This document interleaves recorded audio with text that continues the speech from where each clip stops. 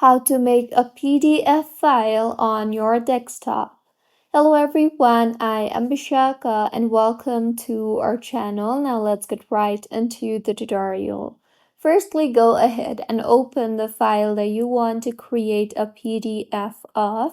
For instance, I will open a Word document.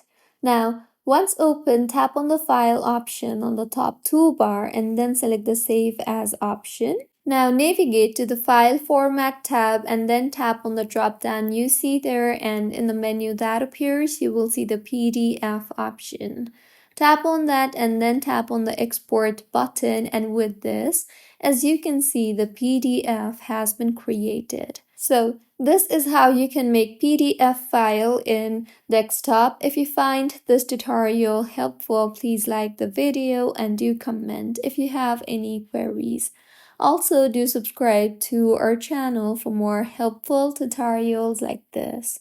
See you on the next one.